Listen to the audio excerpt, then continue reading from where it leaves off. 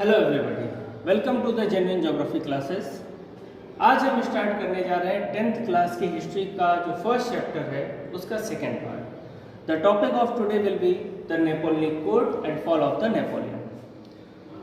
सबसे पहले हम बात करेंगे नेपोलियन की लाइफ के बारे में कि नेपोलियन का राइज कैसे हुआ। हमने लास्ट लेक्चर में थोड़ा सा इसका जिक्र किया था that Napoleon started his career in his army as a normal army person and with the passage of time he seizes the power. धीरे धीरे उसने पावर को ग्रैब करना शुरू किया और वो उस आर्मी का सबसे बड़ा लीडर बन गया, जो बाद में डिक्टेटर के रूप में उसने पूरे फ्रांस पर कब्जा किया। आफ्टर कॉन्क्योरिंग द फ्रांस, जो नेपोलियन था उसकी जो महत्वाकांक्षाएं थी वो धीरे धीरे बढ़ने लगी and he dream about conquering the whole Europe. इस पूरे सिनेरियो में उसने फ्रांस और उसकी जो नेबरिंग कंट्रीज थी, हॉलैंड थी, स्विट्जरलैंड था, इन कंट्रीज के ऊपर उसने अपने जो साम्राज्य था, जो उसकी डायनेस्टी थी, उसको उसने बढ़ाने के लिए वॉर शुरू कर दिया। उस वॉर के कुछ इफेक्ट्स ये आए कि नेपोलियन ने इन सभी कंट्रीज पर कब्जा करने के लिए जो वॉर शुरू किया था, उस वॉर में खर्चा बहुत आया, फोर्स रिक्रूटमेंट हुआ। लास्ट लेक्चर में ये सारी चीजें आपको देखने को मिलेंगी। जो वॉर के कॉन्क्योर करने के बाद उसने कुछ बेसिक इम्प्लीमेंटेशन किए वहाँ के एडमिनिस्ट्रेटिव सिस्टम में। उन इम्प्लीमेंटेशंस को कलेक्टिवली आज हम डिस्कस करेंगे, जिनको हम नेपोलियन कोड या सिविल कोड भी इनको कहते हैं। And these implementations were done on the year 1804। तो ये सारे इम्प्लीमेंटेशन क्या थे, उनकी स्पेसिफिकेशंस क्या थी, उनके कुछ नेगेटिव इम्पैक्ट क्या पड़े सोसाइटी पर, उसके साथ साथ नेपोलियन का फॉल कैसे हुआ, कैसे वो अपने करियर में सबसे ऊंचाई पर पहुंचने के बाद उसका करियर धीरे धीरे खत्म हुआ, कैसे उसकी डेथ हुई, किस वॉर में उसकी डेथ हुई, इन सारी चीजों पे आज हम डिस्कशन करेंगे। So let's begin our chapter. So this is the Napoleon code. As I told you, this all thing are happened in the year 1804। सबसे पहले बात करेंगे नेपोलियन ने जो सबसे पहला चेंज किया था, that was he abolished the privileges based on the birth. जो फ्रेंच सोसाइटी थी, it was divided into 3 social sections, clergies, nobility and the third estate. था क्या वहां पर, जितने भी प्रिविलेजेस थे, प्रिविलेजेस में कुछ विशेष सुविधाएं थी, वो फर्स्ट और सेकेंड स्टेट को मिलती थी। इसमें क्या था कि फर्स्ट और सेकंड स्टेट को किसी भी तरीके के टैक्स को पे नहीं करना पड़ता था। इट मींस टैक्स पे करने का जो पूरा बर्डन था वो third section of the society पर था। तो ये जो इनइक्वालिटी थी सोसाइटी में टैक्स को पे करने की, उस इनइक्वालिटी को नेपोलियन ने सबसे पहले खत्म किया। सेकेंड है, he implemented the equality before the law. Means अभी तक जो फर्स्ट और सेकेंड स्टेट थी, उनको लिए जो कानून थे वो अलग बनते थे, और थर्ड स्टेट के जो कानून या रूल्स रेगुलेशंस थे वो काफ़ी सीवियर थे और उनका अलग इम्प्लीमेंटेशन होता था। तो ये जो डिस्पैरिटी थी फर्स्ट, सेकंड और थर्ड स्टेट के बीच में, इस डिस्पैरिटी को भी नेपोलियन ने खत्म कर दिया। यानी अब कोई भी व्यक्ति हो फ्रांस का, उस हर व्यक्ति के लिए कानून एक जैसा है और उस कानून में सजाएं भी एक जैसी है। Next change was he secured the right to property। France में फर्स्ट और सेकंड स्टेट को जो प्रिविलेजेस बाय बर्थ मिले थे, उन प्रिविलेजेस में राइट टू प्रॉपर्टी भी मिला था।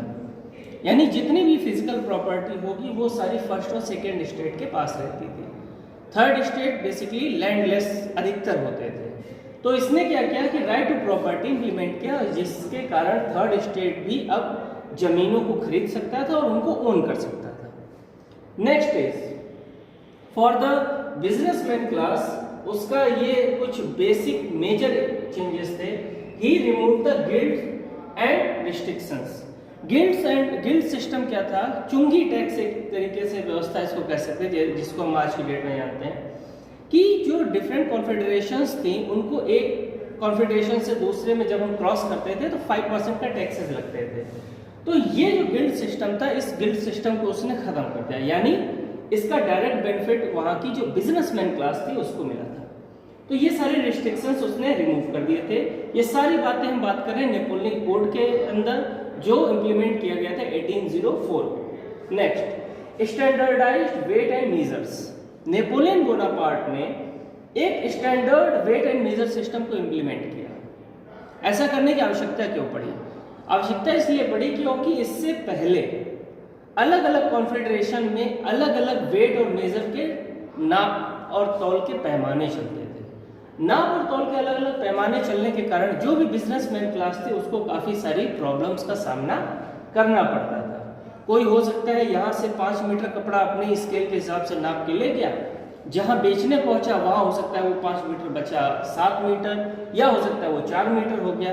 तो इससे काफ़ी ज़्यादा कैलकुलेशंस प्रॉब्लम्स आती थी। इन सारी समस्याओं को उसने ख़त्म कर दिया। अब यहाँ पर एक वेट और एक मेजर यानी मेजरमेंट की चीज़ें लागू कर दी गई। Next, he remove the manorial dues. Manorial dues क्या होते थे? जो भी आपके ड्यूज थे किन लोगों पर? किसानों पर। All the peasants who are landless peasant, जो किसी लीज पर खेती करते थे और लीज पर खेती करने के बाद जो उनका एक फिक्स टेन्योर होता था, अगर उस फिक्स टेन्योर में वो उस अमाउंट ऑफ ग्रेन और उस अमाउंट ऑफ मनी को पे करने में इफ दे आर फेल तो उनके ऊपर ड्यूज लग जाते थे, कर्ज आ जाता था। उन सारे कर्जों से इसने फ्री कर दिया। तो इससे कॉमन पर्सन को राहत मिली। ये जो दो मेजर चेंजेस थे, इन दोनों मेजर चेंजेस से जो बिजनेसमैन क्लासेस थी उसको सबसे ज्यादा फायदा हुआ। Next is he simplified administrative divisions. Administrative division यानी जो स्टेट जनरल्स थे उनका अपॉइंटमेंट कैसे होगा, वो किसके लिए अकाउंटेबल होंगे, उनकी उत्तरदायिता किसके लिए होगी, इस पूरे सिस्टम को उसने सिंप्लीफाइड किया और चेक एंड बैलेंस का सिस्टम यहाँ पर लागू कर दिया, जिससे कि कोई भी एडमिनिस्ट्रेटर अपने आप में कह सकते हैं बहुत ज़्यादा कोई भी एडमिनिस्ट्रेटर अपने आप में आप कह सकते हैं डिक्टेटर ना बन जाए या जैसा चाहे अपनी मनमर्जी की चीज़ों को ना कर सके। और लास्ट है transport and communication system were improve. जो ट्रांसपोर्ट सिस्टम था वो काफ़ी इम्प्रूव कर दिया गया, यानी चीज़ों के जब टैक्सेस हटा दिए गए, गिल्ड सिस्टम हटा दिया गया, तो इससे रोड वगैरह जो थी वो उसने बनवाई, ट्रांसपोर्टेशन सिस्टम पर उसने काफ़ी काम किया। तो ये सारे हम कह सकते हैं पॉजिटिव इम्पैक्ट थे या स्पेसिफिकेशन थी नेगेटिव नेपोलियनिक कोड की। नेक्स्ट स्लाइड में हम बात करेंगे कि नेपोलियनिक कोड के as we all know that each and every coin has two aspect, उसी तरीके से नेपोलियनिक कोड की कुछ अच्छाइयों के अलावा कुछ उसमें बुराइयां भी छिपी थी, कुछ उसके नेगेटिव इम्पैक्ट भी थे। तो उन नेगेटिव इम्पैक्ट पर हम एक एक करके बात करेंगे। जो नेपोलियन था उसने अपनी फ्रेंच आर्मीज और welcome in the other region. शुरुआत में क्या हुआ कि उसकी आर्मीज का वेलकम हुआ, क्यों? Because they were known as the harbinger of the liberty, लोगों को ऐसा लगा। लेकिन बहुत जल्दी लोगों को इस बात का एहसास हो गया कि नेपोलियन कोई लिबर्टी का हर्मिंगर नहीं है, बल्कि वो अपनी महत्वाकांक्षाओं को पूरा करना चाहता है। और उन चीजों को पूरा करने के लिए उसने कुछ चेंजेस लाए थे, जैसे he increase in the tax system, taxation system में इंक्रीज कर दिया, लोगों के ऊपर अब ज्यादा टैक्स पड़ने लगा। इसका रीजन क्या था? क्योंकि नेपोलियन की जो आर्मी थी they are continuously fighting the battles against various countries of the Europe, और इस पूरे सिस्टम में, इस पूरे सिनेरियो में उसको ज्यादा से ज्यादा पैसे की जरूरत पड़ती थी। Second, he implemented the censorship.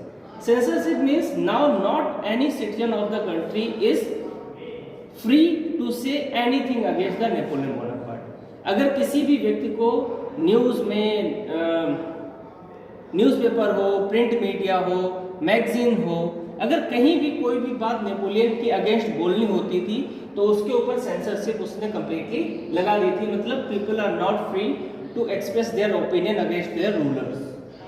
And last is force conscription, जिसको हम फोर्स रिक्रूटमेंट भी कहते हैं, कि आर्मी जब लगातार वॉर लड़ रही थी, लगातार वॉर लड़ने के कारण क्या होती, कैजुअलिटीज बहुत होती हैं। उन कैजुअलिटीज को रिप्लेस करने के लिए और ज्यादा एबल्ड पर्सन की आवश्यकता होती है। तो इन एबल्ड पर्सन की जो नीड थी उसको फुलफिल करने के लिए कॉन्टिन्यूअस उसे लोगों की आवश्यकता थी, इसलिए वो जबरदस्ती आर्मी में अपने लोगों को भर रहा था। इसकी वजह से जो लोग थे वो कहीं ना कहीं नेपोलियन के अगेंस्ट ही आ रहे थे। So these are the major negative impact of the Napoleonic Code. Now we will discuss the fall of the Napoleon, कि नेपोलियन अपने लाइफ में फेल कैसे हुआ। तो उन चीजों में सबसे पहला है Napoleon had to retreat due to the cold bitter winter of the Moscow. Moscow की तरफ जब ये बढ़ा, उस तरफ कॉन्क्योर करने की उसने कोशिश की, तो वहाँ पर जो सर्दियाँ थी वो बहुत ज़्यादा सीवियर थी, जिसके कारण इसको अपनी आर्मी को लेके वहाँ से हटना पड़ा। तो यहाँ पर एक देखिए आपको फिगर भी दिख रहा है, retreat of the Napoleon from the Moscow in the year of 1830। Second उसके लिए सबसे बड़ा जो हेडेक था, it was the alliance which were form by Britain, Russia, Austria and Prussia. इन 4 कंट्रियों के द्वारा एक अलायंस बनाई गई और उस अलायंस में ये एकजुट होकर एक साथ नेपोलियन को हराने के लिए इन्होंने ठान ली थी कि अब नेपोलियन के साम्राज्य को खत्म करना है। क्यों? क्योंकि ये चारों ही जो देश थे ये कहीं ना कहीं बड़ी बड़ी डायनेस्टीज के कंट्रोल में थे। तो इन सभी डायनेस्टीज को वो नेपोलियन क्या कर रहा था, डिस्ट्रॉय कर रहा था, उनके एग्जिस्टेंस को खत्म कर रहा था। तो अपने एग्जिस्टेंस को बनाए रखने के लिए ये सारे लोग एक साथ आके नेपोलियन के खिलाफ युद्ध लड़ने की इन्होंने तैयारी कर ली थी। नेपोलियन को हराने की बात इन्होंने बिल्कुल ठान ली थी।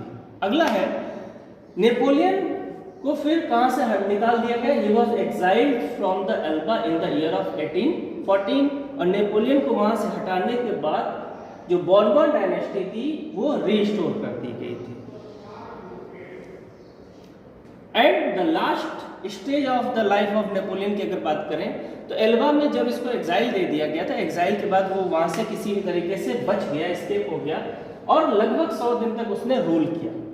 लेकिन जब वो रूल करने के लिए दोबारा अपने उसमें आया फॉर्म में, तब लोगों ने उसको एज अ हीरो वेलकम किया, यानी वो अपने उसे एक हीरो के तौर पर चाहते थे, ना कि एक डिक्टेटर। क्योंकि डिक्टेटर के तौर पर वो नेपोलियन को बहुत देख चुके थे, बहुत परख चुके थे। उन्हें पता था कि अगर ये डिक्टेटर के रूप में आया वापस तो फिर से हमारी जिंदगी फिर से उन्हीं परेशानियों में उलझ जाएगी। Then he fought some war, he frame a constitution, लेकिन finally in the battle of Waterloo in the 18th of June 1815, 18 जून 1815 का जो वाटरलू का युद्ध हुआ था, उसमें जो नेपोलियन था उसकी हार हुई और इस हार के साथ ही जो बॉर्बन डायनेस्टी थी उस डायनेस्टी ने अपनी पावर को रीस्टोर कर लिया और 1815 के वाटरलू के युद्ध में हारने के बाद नेपोलियन बोनापार्ट को सेंट हेलेना नाम के आइलैंड पर भेज दिया गया एग्जाइल के तौर पर, यानी अपनी बाकी बची हुई जिंदगी वो वहीं पर गुजारेगा। और उसी सेंट हेलेना द्वीप पर वो अकेले रहा और वहां पर उसकी लाइफ खत्म हुई, अपने प्राण उसने वहीं पर अपने कह सकते हैं त्याग दिए और he died in the year of 1821। और इस तरीके से जो नेपोलियन था उसकी लाइफ का एंड होता है। तो आज का वीडियो यहीं तक था। नेक्स्ट पार्ट के साथ मैं बहुत जल्दी आपके सामने आऊंगा। धन्यवाद।